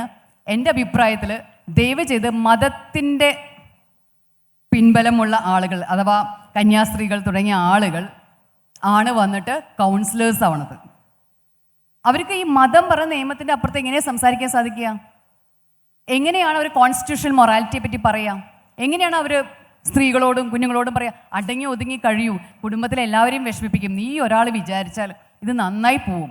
അങ്ങനെ നീ ഒരാൾ ഈ പെണ്ണിൻ്റെ മാത്രം തലയിൽ, പെണ്ണിൻ്റെ മാത്രം ഉത്തരവാദിത്തത്തിൽ മൊത്തം സമൂഹത്തിൻ്റെ അന്തസ്സ്, അഭിമാനം, കുടുംബത്തിൻ്റെ, നാട്ടുകാരുടെ, ഇതൊരു അവസ്ഥ ആലോചിച്ച് നോക്കും. നമ്മുടെ ഡ്രസ്സിങ് പോലും നാടിൻ്റെ അന്തസ്സ്, നമ്മുടെ ചിന്ത പോലും നാടിൻ്റെ അന്തസ്സ്. എന്നിട്ട് നമ്മൾ പറയാണ് ലിബർട്ടി ഓഫ് തോട്ട് ഉണ്ട്, ജസ്റ്റിസ് ഉണ്ട്, ഈക്വാളിറ്റി ഉണ്ട് എന്ന്. ഇതൊക്കെ ഉണ്ടാവാൻ വേണ്ടി ശ്രമിക്കേണ്ടുന്ന സ്ഥലങ്ങളായി മാറണം. ഓക്കെ, ഡോക്ടർ CJ ജോണിനോടാണ് അടുത്ത ചോദ്യം. നമ്മൾ ഈ നോയിനെ പറ്റി പറയുമ്പം തീർച്ചയായിട്ടും നമ്മൾ സംസാരിക്കേണ്ട ഒരു ഏരിയ ഉണ്ട്, സെക്ഷൽ അബ്യൂസ്, സെക്സ് എന്ന് പറയുന്നത്. അപ്പം ഇപ്പോഴും പലർക്കും സെക്ഷൽ അബ്യൂസ് അല്ലെങ്കിൽ റേപ്പ് എന്ന് പറയുന്നത് ഏതോ ഒരു അപരിചിതൻ ഒരു സ്ത്രീയെ വലിച്ചഴിച്ച് കൊണ്ടുപോയി കുറ്റിക്കാട്ടിൽ വെച്ച് ചെയ്യുന്ന എന്തോ ഒരു സംഗതിയാണ് ഇപ്പോഴും സെക്ഷൽ അബ്യൂസ് എന്ന് പറയുന്നത്. പലപ്പോഴും അത് വളരെ ക്ലോസ്ഡ് ആയിട്ടുള്ള സർക്കിളിൽ നിന്ന്, വളരെ അടുത്ത ആളുകളിൽ നിന്ന്, പരിചിതരായ വ്യക്തികളിൽ നിന്ന് ഒരു പക്ഷേ നോ പറയാൻ പോലും കെൽപ്പില്ലാത്ത ഒരു സാഹചര്യത്തിൽ ഉണ്ടാകുന്ന ഒരു സാധനവുമാകാം. അതാണ് കൂടുതലും നമ്മളെ ഡാറ്റ നോക്കുമ്പോഴും അപരിചിതരെക്കാളും കൂടുതൽ പരിചിതരിൽ നിന്ന് തന്നെയാണ് ഇന്ത്യയിൽ റേപ്പ് നടന്നിട്ടുള്ളത്. പക്ഷേ ഇങ്ങനെ ഒരു സാഹചര്യം നിലനിൽക്കുന്നുണ്ട്. അതുപോലെ തന്നെ ട്രോമ ബോണ്ടിങ് പോലുള്ള അവസ്ഥകൾ ഒരു അതിജീവിതയായിട്ടുള്ള അല്ലെങ്കിൽ ഇരയായിട്ടുള്ള ഒരു പെൺകുട്ടിക്ക് നോ പറയാതെ അതിതീവ്രമായ സെക്ഷൽ അബ്യൂസിനോട് നോ പറയാതെ ഒരു വല്ലാത്ത ട്രോമ ബോണ്ടിങ്ങിൽ അകപ്പെട്ട് കാലങ്ങളോളം അയാളുടെ അടിമയെ പോലെ ജീവിക്കാവുന്ന ഒരു അവസ്ഥകളൊക്കെ സ്ത്രീകൾക്കുണ്ട് എന്നുള്ളത് ഒരുപക്ഷെ പോലീസുകാർക്കും എല്ലാവർക്കും അറിവുണ്ടാവില്ല, നിയമത്തിനും നീതിപീഠത്തിനും ഒന്നും അറിവുള്ള കാര്യമായിരിക്കില്ല. അപ്പം എനിക്ക് തോന്നുന്നു നമ്മൾ ആ തരത്തിലും കൂടി ഈ നോയുടെ ചർച്ചയെ കൊണ്ടുപോകേണ്ടതുണ്ടെന്ന് തോന്നുന്നു. അല്ല, ഇത്തരം അപ്രിയ സാഹചര്യങ്ങളിൽ നോ പറയാതിരിക്കുന്നത് രണ്ട് കാരണം കൊണ്ടാവാം. ഒന്ന്, ആ വ്യക്തിയുടെ തന്നെ പ്രശ്നങ്ങൾ കൊണ്ടാവാം. കാരണം ഈ ട്രോമ ബോണ്ടിങ് അല്ലെങ്കിൽ അതുപോലുള്ള ചില പ്രത്യേക സാഹചര്യങ്ങളിൽ വരികയും അതുമല്ലെങ്കിൽ ആ വ്യക്തിയെ സംബന്ധിച്ചിടത്തോളം വളരെ അരക്ഷിതമായിട്ടുള്ള ജീവിത സാഹചര്യങ്ങളിൽ വരുന്ന ഒരു സന്ദർഭത്തിൽ കിട്ടിയിട്ടുള്ള ഒരു കച്ചിത്തുരുമ്പായിരിക്കാം ഈ ബന്ധം. അതുകൊണ്ട് വിട്ടുപോകാനുള്ള പ്രശ്നങ്ങൾ, അങ്ങനെയുള്ള പ്രശ്നങ്ങൾ വരാം. രണ്ടാമത്തെ പ്രശ്നം ആശ പറഞ്ഞത് തന്നെയാണ്, ഒരു പൊതുബോധ നിർമ്മിതിയുടെ പ്രശ്നമുണ്ട്. കാരണം ഇത്തരം സാഹചര്യങ്ങളിൽ നോ പറയാവോ എന്നുള്ളതാണ്. അപ്പോൾ ഡൊമസ്റ്റിക് വയലൻസ് ആക്ട് തന്നെ എടുത്തു നോക്കുക. വളരെ ധൈര്യപൂർവ്വം നോ പറയാവുന്ന ഒരു സാഹചര്യമാണ്. അത് നേരിട്ട് പറയാം, അതുമല്ലെങ്കിൽ നിയമപരമായിട്ടും പറയാം. ഭർത്താവിനെ ജയിലിലൊന്നും ഇടാൻ പോകുന്നൊന്നുമില്ല. അതൊരു കറക്റ്റീവ് മെക്കാനിസമാണ്. പലർക്കും ഒരു ധാരണയുണ്ട്, സ്ത്രീകൾ ഇത് പറഞ്ഞു കഴിഞ്ഞിട്ടുണ്ടെങ്കിൽ ഉടനെ പിടിച്ച് ഭർത്താവിനെ ജയിലിലിടുന്നു. അങ്ങനെയല്ല, അതൊരു കറക്റ്റീവ് മെക്കാനിസമാണ്. അതെന്തിനു വേണ്ടിയിട്ടാണ്? ഞാൻ പലപ്പോഴും ഈ ഒരു നിയമത്തിനെ കാണുന്നത്, ഈ ഡൊമസ്റ്റിക് വയലൻസിനോട് നോ പറയുക എന്ന് പറയുന്നത് സ്ത്രീയുടെ സുരക്ഷയ്ക്ക് വേണ്ടി മാത്രമല്ല, അത് ആ ഫാമിലിയുടെ പ്രൊട്ടക്ഷന് വേണ്ടിയിട്ട് കൂടിയാണ്. ഒരു സ്ത്രീ ആക്രമിക്കപ്പെടുന്ന ഒരു കുടുംബത്തിൽ വളരുന്ന കുട്ടികൾക്ക് നോ പറയാൻ അറിയാൻ പറ്റില്ല, നോ സ്വീകരിക്കാൻ പറ്റില്ല. കാരണം അവനും അവളും നിരന്തരം ഈ വയലൻസ് കണ്ടാണ് വളരുന്നത്. ഈ വയലൻസ് കണ്ട് വളരുന്ന ഒരു കുട്ടിയെ സംബന്ധിച്ചിടത്തോളം അവരുടെ സ്വഭാവ രൂപീകരണത്തിൽ ഉണ്ടാകുന്ന വിള്ളലുകൾ പലപ്പോഴും ഫ്യൂച്ചർ റിലേഷൻഷിപ്പിൽ നമ്മൾ ഈ ചർച്ച ചെയ്ത പോലുള്ള ഒരുപാട് പ്രതിസന്ധികൾ ഉണ്ടാക്കുകയും നോ സ്വീകരിക്കാനോ നോ പറയാനോ പറ്റാത്ത അവസ്ഥകളിലേക്ക് അവരെ തള്ളിവിടുകയും ചെയ്യും. അപ്പോൾ അതുകൊണ്ട് DVക്ക് ഒരു സ്ത്രീയുടെ സംരക്ഷണം എന്നുള്ള നിലയിൽ നമ്മൾ ആരും ചുരുക്കി കാണരുത്.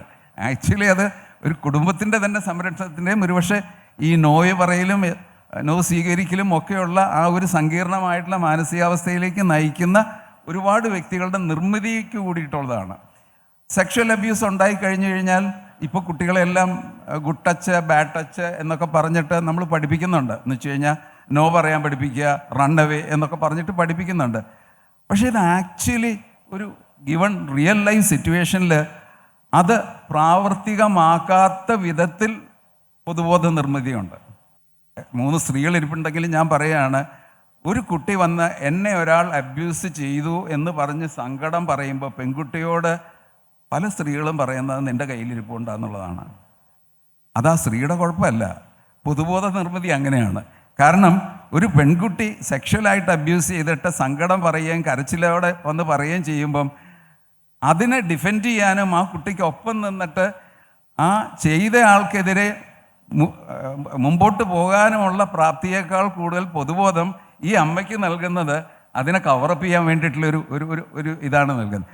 അങ്ങനെ ഒരു സാഹചര്യത്തിൽ എങ്ങനെയാണ് കുട്ടി നോ പറയുക? ഒരു സെക്ഷൽ അബ്യൂസ് ഉണ്ടാകുമ്പോൾ എങ്ങനെയാണ് നോ പറയുക? ഒരു മാരിറ്റൽ റേപ്പ് ഉണ്ടാകുമ്പം സ്വന്തം വീട്ടിൽ പോലും പറഞ്ഞു കഴിഞ്ഞാൽ ഉണ്ടാകുന്ന പ്രതികരണം അറിയാം. നിങ്ങൾക്ക് എല്ലാവർക്കും അറിയാം, സ്ത്രീധന പീഡനങ്ങൾ ഉണ്ടായിട്ട് പല സന്ദർഭങ്ങളിൽ നോ, ഉപദ്രവിക്കരുതെന്ന് പറഞ്ഞിട്ട് സഹികെട്ട് വീട്ടിൽ നിന്ന് ഇറങ്ങി വന്നിട്ട് അവരെ അതേപോലെ തന്നെ തിരിച്ച് വീട്ടിലേക്കാക്കിയിട്ട് കൊല്ലപ്പെട്ട സംഭവങ്ങളുണ്ട് ഇവിടെ. പക്ഷെ ഈ സംഭവം ആരും ചർച്ച ചെയ്യില്ല. നമ്മൾ ചർച്ച ചെയ്യുന്നത് അയാൾ കൊന്നത് മാത്രമാണ്. പക്ഷേ മറ്റേ വശത്തൊരു കുടുംബമുണ്ട്. എങ്ങനെയെങ്കിലും ഈ പെണ്ണിനെ അങ്ങോട്ടേക്ക് വിടണം. ഇവൾ നോ പറഞ്ഞിട്ട് വന്നു കഴിഞ്ഞാൽ ഇവളുടെ ഭാവി എന്താവും? നമ്മുടെ സമൂഹത്തിൽ നമ്മൾ പെൺകുട്ടികളെ കെട്ടിച്ച് വിടുകയാണ്. എങ്ങോട്ട് വിടുന്നു? നമ്മൾ സജീവമായിട്ടും ക്രിയാത്മകമായിട്ട് ആലോചിക്കേണ്ട ഒരു ഫ്രൈസാണ് കെട്ടിച്ച് വിടുക. പെൺമക്കളെ കെട്ടിച്ച് വിടുക, ഇറക്കി വിടുകയാണോ? We have to change it. അങ്ങനെ വിചാരിക്കുന്ന ഒരു സമൂഹത്തിൽ ഒരു പെൺകുട്ടി എങ്ങനെ ഒരു അപ്രിയമായ സാഹചര്യത്തിൽ നോ പറയും? ഒരു സെക്ഷൽ അബ്യൂസ് ഉണ്ടായാൽ എങ്ങനെ നോ പറയും? നമ്മളിതെല്ലാം ആലോചിക്കേണ്ട വിഷയമാണ്. ഇതിനനുസരിച്ചിട്ട് ആൺബോധവും വളരേണ്ടതുണ്ട്. ഇത് ഒരു വശത്ത് മാത്രമുള്ള പ്രശ്നമല്ല. സ്ത്രീകളെ കുറേ കൂടെ റിയാക്റ്റീവ് ആക്കുക എന്നുള്ളത്. ഇപ്പോൾ ആശയൊക്കെ പറഞ്ഞു കഴിഞ്ഞാൽ എല്ലാവരും പോയി കേസ് കൊടുക്കുക, ആശയ്ക്ക് കേസ് ഉണ്ടാവട്ടെ എന്നുള്ള മുട്ടിലെത്ത് തോന്നുമല്ലേ? അങ്ങനെയല്ല, ആശ ഉദ്ദേശിച്ചത് അതല്ല. റിയാക്റ്റീവ് ആവുന്നതിനൊപ്പം തന്നെ ഒരു ആൺബോധം കൂടി വളരേണ്ടതുണ്ട് ഇതിൽ. അപ്പോൾ അത് രണ്ടും ചേർന്ന് വരണമെങ്കിൽ നമ്മുടെ വളർത്തൽ സമീപനങ്ങൾ വളരെ സമൂലമായിട്ട് മാറ്റപ്പെടേണ്ടി വരും. പ്രണയത്തിലും ബന്ധങ്ങളിലെ ഡോക്ടർ ആരതി, ബന്ധങ്ങളിലുമൊക്കെ എപ്പോഴും ഒരു ഓണർഷിപ്പ് സ്വഭാവമുണ്ട്. അതായത് വിവാഹമാണെങ്കിലും പ്രണയമാണെങ്കിലും ഞാൻ നിൻ്റെ സ്വന്തം, നീ എൻ്റെ സ്വന്തം. ഈവൻ മതങ്ങളും അത് പഠിപ്പിക്കുന്നു, ഞാൻ നിൻ്റെ സ്വന്തം, നീ എൻ്റെ സ്വന്തം എന്നുള്ളത്. അതിലൊരു വല്ലാതെ ഡിപ്പെൻഡ് ചെയ്യാനും അല്ലെങ്കിൽ ഓണർഷിപ്പ് ഉണ്ടാക്കാനും പ്രേരിപ്പിക്കുന്ന ഒരു സാധനം. ഇപ്പോൾ സി ജെ ജോൺ ഡോക്ടർ പറഞ്ഞല്ലോ, ഈ കെട്ടിച്ചു വിടുക എന്ന് പറയുന്ന ഒരു സാധനം. ശരിക്കും സ്ത്രീകളുടെ സ്പേഷ്യൽ ട്രാൻസിഷൻ വിവാഹത്തിന് ശേഷം എന്നുള്ളതൊരു ചർച്ച ചെയ്യേണ്ട ഒരു വേറെ തന്നെ ഒരു ഏരിയ തന്നെയാണ്. പക്ഷേ ഇത്തരത്തിൽ സ്വന്തം രുചികളും സ്വന്തം സംസ്കാരവും സ്വന്തം ശീലവും സ്വന്തം ചോയ്സുകളും ഒക്കെ മാറ്റി വെച്ചുകൊണ്ട് ഒരു സ്ത്രീ മറ്റൊരു വീട്ടിലേക്ക് എത്തപ്പെട്ടതിന് ശേഷം അവിടുത്തെ പരിതസ്ഥിതികളെല്ലാം അവൾക്ക് പ്രതികൂലമാകുന്ന ഒരു സാഹചര്യത്തിൽ നോ പറയാന്ന് പറയുന്നത് അത്ര എളുപ്പമാണ്. ശരിക്കും പറഞ്ഞാൽ യെസ് അവളുടെ മേൽ അടിച്ചേൽപ്പിക്കപ്പെടുകയല്ലേ ചെയ്യുന്നത്. അപ്പം ഈ മാരിറ്റൽ റേപ്പിൻ്റെ കാര്യം വരുവാണെങ്കിലും ഈ ഓണർഷിപ്പിൻ്റെ കാര്യം വരുവാണെങ്കിലും ഒക്കെ നോ എന്ന് പറയുന്നത് ഇത്തരം സാമൂഹിക സാഹചര്യത്തിൽ സ്ത്രീക്ക് ഒട്ടുമേ എളുപ്പമല്ല. ശരിക്കും പറഞ്ഞാൽ യെസ് അടിച്ചേൽപ്പിക്കപ്പെടുന്നു എന്ന് പറയേണ്ടി വരും. അത്തരം കേസുകളൊക്കെ നേരിട്ടിട്ടുണ്ടാവില്ലേ? ഒരുപാട്. ഇതൊരു ചോദിച്ച പോലെ തന്നെ ഇതൊരു നിസ്സഹായ അവസ്ഥയാണെന്ന് വേണമെങ്കിൽ പറയാം. കാരണം എല്ലാ ഏരിയാസിൽ നിന്നും അവർക്ക് ഒരു ബ്ലോക്കാണ് സംഭവിക്കുന്നത്. അവരുടെ കുടുംബത്തിൽ നിന്നും ഒരു ബ്ലോക്കാണ്. അതുപോലെ തന്നെ അവരുടെ കല്യാണം കഴിഞ്ഞിട്ടുള്ള വീട്ടിൽ പോയാലും അവിടെ ബ്ലോക്കാണ്. അതായത് ഇവരുടെ വളരെ കേപ്പബിൾ ആയിട്ടുള്ള ലേഡീസ് ആയിരുന്നിരിക്കും കല്യാണത്തിന് മുന്നേ. നമ്മൾ പല കലാതിലകങ്ങളുടെയും അങ്ങനത്തെയൊക്കെ കാര്യം കണ്ടിട്ടുണ്ട്. പക്ഷേ ഇതിൻ്റെ ഉള്ളിൽ പോകുമ്പോൾ ഇവരുടെ പേഴ്സണാലിറ്റി കംപ്ലീറ്റ് ആയിട്ട് ചേഞ്ച് ചെയ്യാണ്. അപ്പോൾ ഒരു വല്ലാത്തൊരു വേലികെട്ട് പോലെ അതിനകത്ത് അകപ്പെട്ട് പോകുന്നൊരു ടെൻഡൻസി തീർച്ചയായിട്ടും ഉണ്ട്.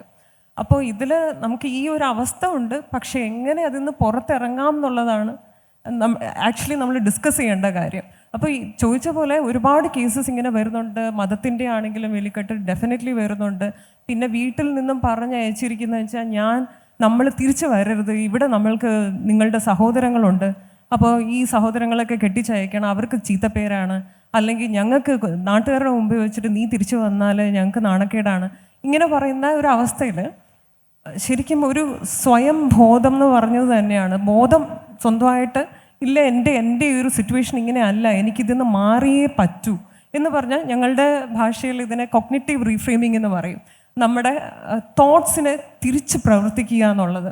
ഇതുവരെ നമുക്ക് കണ്ട വാല്യൂസും ഇതുവരെ നമുക്ക് അടിച്ചേൽപ്പിച്ച ഒരു തരം ഫെൻസ് അല്ലെങ്കിൽ ഒരു വേലികെട്ടല്ല. അതിൻ്റെ അപ്പുറം ഞാനൊരു ഇൻഡിവിജ്വലാണ്, ഞാനൊരു പേഴ്സണാലിറ്റിയാണ്, എനിക്കും ഉണ്ടായിരുന്ന സ്വപ്നങ്ങൾ, എനിക്കും വേണം, ഇനിയും ഈ ലോകം എൻ്റേത് തന്നെയാണ് എന്നുള്ള വളരെ കൃത്യമായിട്ടുള്ളൊരു ബോധം എല്ലാ സ്ത്രീകളിലും ഇവിടെ ഇരിക്കുന്നവരിലും. ഇപ്പോൾ ഒരു മെസ്സേജ് പോലെ എനിക്ക് പറയാൻ ആഗ്രഹിക്കുന്നതെന്ന് പറഞ്ഞു കഴിഞ്ഞാൽ, നമുക്ക് ഒരിക്കലും നമ്മളൊരു തടസ്സപ്പെടുത്താൻ ഞാൻ എപ്പോഴും ക്ലയൻസിനോടും പറയും, കൺസ്ട്രക്റ്റീവായിട്ടുള്ള എന്ത് കാര്യം ചെയ്താലും തെറ്റല്ല. പക്ഷെ ഡിസ്ട്രക്റ്റീവായിട്ട് ഇതാണ് എംപവർമെൻ്റ് എന്ന് വിചാരിച്ച് അതിൽ പോകരുത്. Empowerment is all about constructive, how you can build your self, എങ്ങനെ നമുക്ക് നമ്മളെ ബിൽഡ് ചെയ്തെടുക്കാം. എന്നിട്ട് നമ്മൾക്കുണ്ടായിരുന്ന പാസ്റ്റ് ആങ്കറിങ് എന്ന് പറയും, നമ്മൾ പാസ്റ്റായിട്ടുള്ള നമ്മൾക്കുള്ള എല്ലാ കേപ്പബിലിറ്റീസും ടാലൻസിനെയും തിരിച്ചു കൊണ്ടുവന്ന് അതിനെ ഓരോന്നായിട്ട് സ്റ്റെപ്പ് ബൈ സ്റ്റെപ്പായിട്ട് നമ്മൾക്കുള്ള ഒരു ലൂപ്പ് ഹോൾ, എന്തെങ്കിലും നമുക്കൊരു ബ്ലൈൻഡ് സ്പോട്ട് കാണും അവിടെ. അതായത് നമ്മൾ എക്സ്പ്ലോർ ചെയ്യാത്ത നമ്മൾക്ക് ഈ ഒരു സിറ്റുവേഷനിൽ നിന്ന് മറികടക്കാനുള്ളൊരു സിറ്റുവേഷൻ കാണും. അതിലേക്ക് തിരിച്ചു വന്ന് ലൈഫിൻ്റെ ഒരു സൊസൈറ്റിയിൽ വളരെ പ്രൊഡക്റ്റീവായിട്ടുള്ള ഒരു അവസ്ഥയിലേക്ക് തിരിച്ചു വരണം എന്നാണ് ഈ ഒരു സിറ്റുവേഷനിൽ സ്ത്രീകൾക്ക്, അകപ്പെട്ടു പോയ സ്ത്രീകൾക്ക് ചെയ്യാൻ പറ്റുന്നത്. കടൽ പോലുള്ള സബ്ജക്റ്റാണ്, ഇഷ്ടം പോലെ നമുക്ക് ഇനിയും പറയാനുണ്ട്. എനിക്ക് തോന്നുന്നു ഓഡിയൻസിലേക്ക് പോകാൻ തോന്നുന്നു. അഡ്വക്കേറ്റ് ആശയോടാണ് ചോദ്യം. നമ്മൾ ഇപ്പോൾ അടുത്ത് സൂചിപ്പിച്ച ഗ്രീഷ്മ കേസ്, നമ്മുടെ മറ്റു പൊതുബോധമൊക്കെ അവിടെ മാറ്റി നിർത്താം. ഒരു നിയമ സംവിധാനത്തിന് അല്ലെങ്കിൽ ഒരു ജഡ്ജിന് വ്യക്തിപരമായിട്ട് ഈ പൊതുബോധത്തിൽ നിന്നുകൊണ്ട് ഒരു തീരുമാനം എടുക്കുക അത്രയും വളരെ മോശമാണോ നമ്മുടെ നീതി സംവിധാനം? എങ്കിൽ അത് കറക്റ്റ് ചെയ്യേണ്ടതല്ലേ? ഒരു ജഡ്ജ് അദ്ദേഹത്തിൻ്റെ തീരുമാനത്തിലെത്തുക, the judicial reasoning behind each decision എന്ന് പറയുമ്പോൾ it is personal, it is psychological, it is historical, it is സോഷ്യോളജിക്കലിലാണ് നിയമം വരുന്നത്. നിയമം എന്താ? സമൂഹത്തിൽ നിന്ന് പുതിയ സാധനമല്ല, നമ്മൾക്ക് വേണ്ടി ഉണ്ടാക്കിയ നിയമങ്ങൾ. ലോ ഇസ് ഫോർ സോഷ്യൽ എഞ്ചിനീയറിംഗിൻ്റെ ടൂള് മാത്രമാണ് നിയമം എന്ന് പറയുന്നത്. എല്ലാവരും കൂടി പിടിച്ചൊരു സ്ത്രീയെ സതിയിലേക്ക് കൊണ്ടുവന്നിട്ടില്ലേ? അതിൽ നിന്ന് രക്ഷപ്പെടാൻ വേണ്ടി നമ്മൾ ആദ്യം നടത്തിയ നിയമനിർമ്മാണം ഓർമ്മയില്ലേ? സതി നിർത്തലാക്കാൻ. അതുപോലെ തന്നെയാണ് എല്ലാവരും കൂടി ഒരു സ്ത്രീയെ കൊണ്ടുപോയി അത്രയും ഗതികെട്ട അവസ്ഥയിൽ ഇടുമ്പോഴാണ് ആ സ്ത്രീകൾ അവിടെ ആത്മഹത്യ ചെയ്യുന്നത്. അല്ലാത്തവർ കൊലപാതകൾ. എങ്ങനെയാണ് ഫീമെയിൽ ക്രിമിനാലിറ്റി കൂടുന്നത്? എന്തുകൊണ്ട് പ്രസവിച്ച കുഞ്ഞിനെ അപ്പം തന്നെ കൊല്ലണത്? നിങ്ങളുടെ മുന്നിലുള്ള പെൺകുട്ടി അവിഹിത ഗർഭം ധരിക്കേണ്ട അവസ്ഥ വരുമ്പോൾ ആ പെൺകുട്ടിക്ക് ആദ്യം തന്നെ ഗർഭം ധരിക്കാതെ സെക്സ് ചെയ്യാൻ നിങ്ങൾ പഠിപ്പിക്കുന്നില്ല. അങ്ങനെ ഉണ്ടാകുന്ന കുഞ്ഞിന് എന്ത് ചെയ്യണമെന്ന് അവർക്ക് അറിയില്ല. അങ്ങനെ ഗർഭിണിയായ സ്ത്രീയെ തന്നെ നിങ്ങൾക്ക് ഇഷ്ടമല്ല. അങ്ങനെ എന്തൊക്കെയാണ് നിങ്ങൾ ചെയ്തു കൂട്ടുന്നത്? അപ്പോൾ സമൂഹം ഒരുപാട് പങ്ക് വഹിച്ചിട്ടുണ്ട്. ഇതൊക്കെ എന്ന് തൊട്ട് ആരൊക്കെ തൊട്ട് രാജാറാം മോഹൻ റോയ് തൊട്ട് പറഞ്ഞു തുടങ്ങിയ കാര്യങ്ങളാണ്. പക്ഷേ ഈ മനുഷ്യബന്ധങ്ങൾ, സ്ത്രീ പുരുഷ ബന്ധങ്ങളുടെ അകത്തേക്ക് വരുമ്പോൾ നമ്മൾ ഒട്ടും പ്രോഗ്രസീവ് അല്ലാന്ന് തുടക്കത്തിൽ തന്നെ പറഞ്ഞു. ആ പ്രശ്നങ്ങൾ തന്നെയാണ് ഇവിടെയും ബാധിക്കുന്നത്. ജഡ്ജസും വിമർശന വിധേയരല്ലാത്ത ആളുകളല്ല, അവരെയും വിമർശിക്കാവുന്നതാണ്, അവർ ജഡ്ജ്മെൻറ്റിനെയും വിമർശിക്കാവുന്നതാണ്. നോക്കൂ, ഇവിടെ വലിയൊരു ചോദ്യമുണ്ട്. ഒരു പെൺകുട്ടി ഓടി രക്ഷപ്പെട്ടില്ലല്ലോ എന്ന് ചോദിച്ചപ്പോൾ അവളെ ബാലവേശ്യ എന്ന് വരെ പറഞ്ഞിട്ടുള്ള ജഡ്ജസ് നമ്മുടെ നാട്ടിലുണ്ടായിട്ടുണ്ട്. അങ്ങനെ പറയുന്നത് എങ്ങനെയാണ് അവകാശം? അപ്പോൾ പേഴ്സണൽ സ്വഭാവം, പേഴ്സണൽ തീരുമാനം ഒക്കെ സ്വാധീനിച്ചില്ലേ? എന്നെയും സ്വാധീനിക്കുന്നു, നിങ്ങളെയും സ്വാധീനിക്കുന്നു. ജഡ്ജസും മനുഷ്യരാണ്, അവരെയും സ്വാധീനിക്കുന്നു. ഇവിടെ ഒരു കാര്യമുള്ളത്, എവിടേക്കാണ് നമ്മുടെ അങ്ങനെ വിവാഹം കഴിച്ചോ ബന്ധങ്ങളിൽ പോയോ പെൺകുട്ടികൾ എവിടേക്ക് തിരിച്ചു വരും? നേരത്തെ മാഡമൊക്കെ പറഞ്ഞു തിരിച്ചു വരിക, റീബിൽഡ് ചെയ്യുക. എവിടേക്ക്? നിങ്ങളുടെ വീട്ടിൽ ഇടമുണ്ടോ? വിവാഹം കഴിച്ച് വിട്ട, പ്രണയിച്ച് പോയ സ്ത്രീക്ക് തിരിച്ചു വരാനുള്ള ഇടം നിങ്ങളുടെ മനസ്സിനകത്തുണ്ടോ, നിങ്ങളുടെ വീടിനകത്തുണ്ടോ, നിങ്ങളുടെ സൊസൈറ്റിക്കകത്തുണ്ടോ? അത് വലിയ ചോദ്യമാണ്. ആ പെൺകുട്ടിക്ക് സ്വന്തമായി നിൽക്കാനുള്ള സെൽഫ് റിലയൻ്റ് ആയിട്ട് ജീവിക്കാൻ വേണ്ടുന്ന എന്താ നിങ്ങൾ ചെയ്യണത്? എന്തെങ്കിലും ഒരു ഡിഗ്രി അല്ലെങ്കിൽ ഏതെങ്കിലും രീതിയിൽ വിവാഹം കഴിക്കുന്ന വരെയുള്ള ഒരു പഠനം.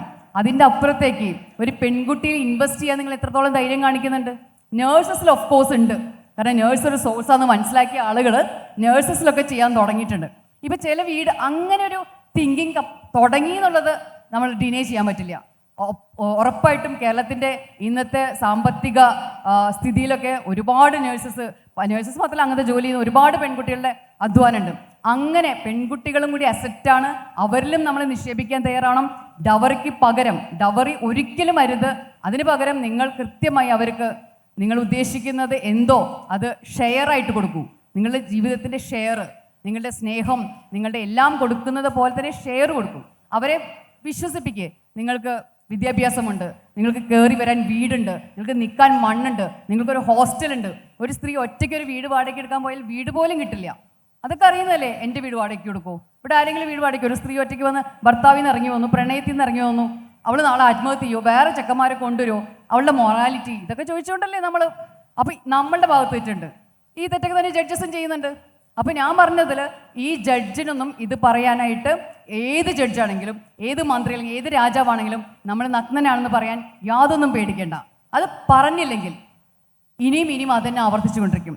നിയമം സോഷ്യൽ ചേഞ്ചിന് വേണ്ടിയുള്ളതാണ് എന്ന് മനസ്സിലാക്കുകയും നിയമവും അതിനനുസരിച്ച് മാറ്റും ചെയ്യേണ്ടതുണ്ട് എന്നാണ് എനിക്ക് പറയാനുള്ളത്. നോ ആണോ നെവർ എവർ ആണോ എന്നുള്ളതും ഡിബേറ്റബിളാണ്. ഞാൻ ചോദിക്കുന്നത് ഇത്തരത്തിലുള്ള ജെൻഡർ ഇൻജസ്റ്റിസ് ഒക്കെ സ്ത്രീകളുടെ വ്യക്തിപരമായ സെറ്റിങ്ങിലേക്ക് നമുക്ക് ഇങ്ങനെ എഴുതിത്തള്ളാവുന്നതാണോ എന്നുള്ളതാണ് ഒരു ചോദ്യം. അതിൻ്റെ കാരണം ആരോടാണ് ചോദ്യം? തീർന്നില്ല. അതിൻ്റെ യഥാർത്ഥ ചോദ്യത്തിലേക്ക് വരുന്നതേ ഉള്ളൂ. അതായത് നമുക്ക് ഒരു 18 വയസ്സ് വരെ കുട്ടിക്കാലമാണ് UN പറയുന്നതനുസരിച്ച്. ഈ 18 വയസ്സ് വരെ ആദ്യത്തെ 3 വർഷം ഒഴിച്ചാൽ 14 വർഷം നീണ്ടു നിൽക്കുന്ന ഒരു സ്കൂൾ എഡ്യൂക്കേഷൻ സിസ്റ്റം നമുക്കുണ്ട്. ഈ സിസ്റ്റത്തിനകത്താണ് ആണും പെണ്ണും അല്ലാത്തവരും ശരിയായ കാഴ്ചപ്പാടുകൾ രൂപീകരിക്കുന്ന ജീവിതത്തിന് വേണ്ടിയുള്ള. അപ്പോൾ ആ കാഴ്ചപ്പാടുകൾ രൂപീകരിക്കുന്നതിൻ്റെ അടിസ്ഥാനത്തിലാണ് ജീവിക്കുന്നത്.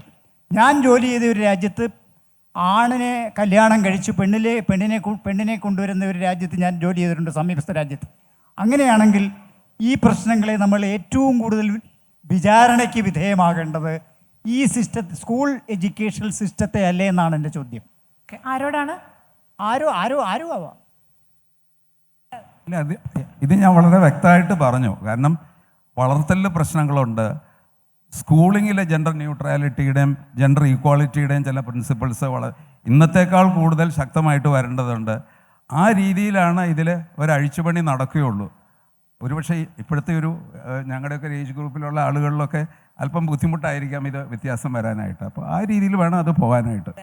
എനിക്ക് ഇതിലൊരു കാര്യം ആഡ് ചെയ്യാനുള്ളത്, സാറ് ചോദിച്ച പോലെ സ്കൂൾ സിസ്റ്റത്തിൽ ഇപ്പോൾ തീർച്ചയായിട്ടും ഒരു മാറ്റം വരുന്നുണ്ട്.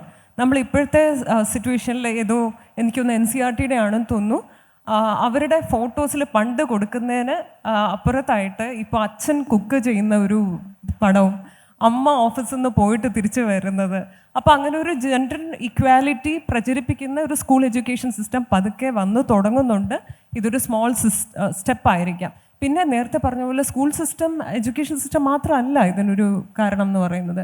ഒബ്വിയസ്ലി ഒരു പാരൻ്റൽ അവസ്ഥയിൽ നമ്മൾ കുട്ടികളെ രണ്ടുപേരെയും ഒരേപോലെ, ഇപ്പോൾ ഞാനൊന്ന് വളരെ ജനറലായിട്ട് പറയുകയാണെങ്കിൽ പെൺകുട്ടികളുടെ പ്രോബ്ലംസ്, അതായത് മെൻസുറേഷൻ അടക്കമുള്ള ഡിഫിക്കൽട്ടി, അവർ അനുഭവിക്കുന്ന വേദന, ഒരു പെണ്ണില്ലാത്ത, ഒരു മകളില്ലാത്ത ഒരു മകൻ മാത്രമുള്ള ഒരു അമ്മ മകന് പറഞ്ഞു കൊടുക്കേണ്ടതാണ്.